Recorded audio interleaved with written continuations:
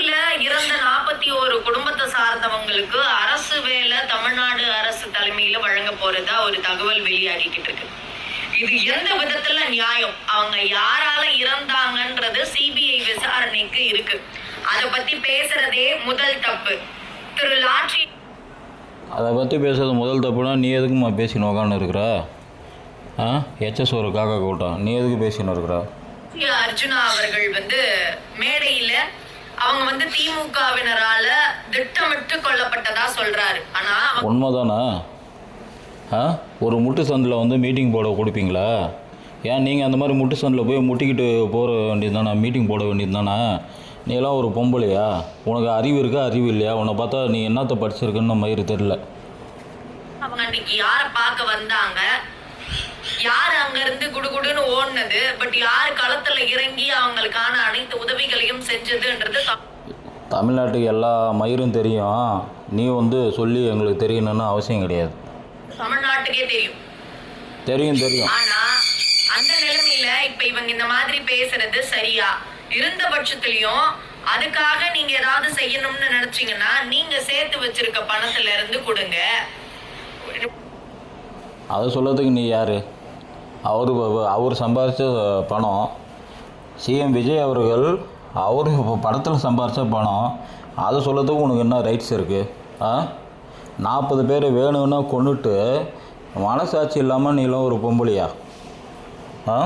உங்களுடைய பல ஹோட்டல்கள் இருக்கு இல்லையா உங்க பேர்ல, அதுல இருந்து அவங்களுக்கு ஏதாவது கிளைம் பண்ணி கொடுங்க, அதெல்லாம் பண்ணுங்க. அதை விட்டுட்டு நீங்க ஏன் தமிழ்நாடு அரசு தேர்வு ஆணையத்தின் சார்பா டிஎன்பிஎஸ்சிக்காக அவன் குடும்பத்தையே மறந்து அவன் குடும்பத்தையே மறந்துள்ள அவன் குடும்பத்திலே தியாகம் பண்ணி 41 பேர் கரூரில் உட்காந்து இருக்காங்க. அப்படி தான் கொடுப்போம், அப்படி தான் நாங்கள் மக்களாகி நாங்கள் கொடுக்க சொல்கிறோம்.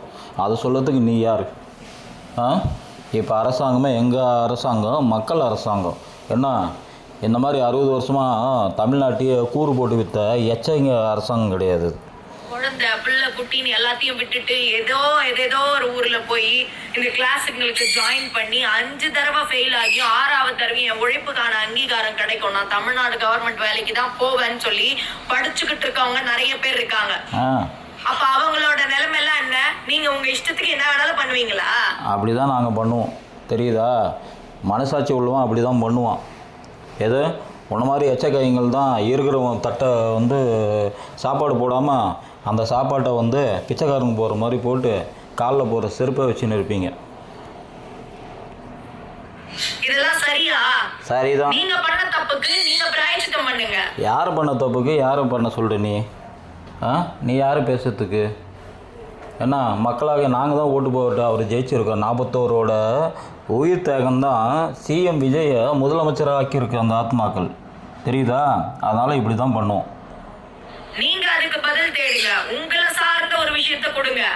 அரசு வேலைகளுக்கு அவங்க 41 பேருக்கு நியாயம் கிடைக்கணுமே தவிர்த்து லஞ்சம் கொடுக்குற மாதிரி அந்த 41 லஞ்சத்தை பற்றிலாம் நீ பேசலாமா? அது லஞ்சத்தை பற்றிலாம் நாய் பேசலாமா? பீத்துன்ற நாய் பீயை பற்றி மலத்தை பற்றி சூத்தை பற்றி பேசலாமா? அதனால் இதெல்லாம் நீ பேசக்கூடாது, நாங்கள் தான் பேசணும்.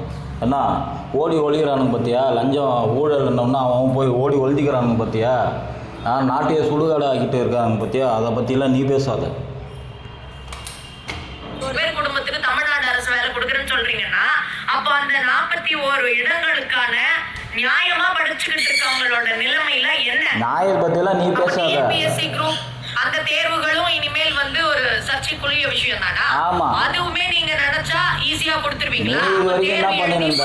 கூறு போட்டு வித்துனல்ல, வேலைக்கு போய் பாரு. கஷ்டப்பட்டு குடும்ப கஷ்டத்துக்காக நான் படிச்ச வேலைக்கு போவேன்னு ஒரு லட்சியத்தோட இருக்கிறதெல்லாம் என்ன ஆகுறது? நீங்க பேசுறதெல்லாம் சரியா? ஆடு நனையுதுன்னு ஓனா கவலைப்படுதான். கரூர்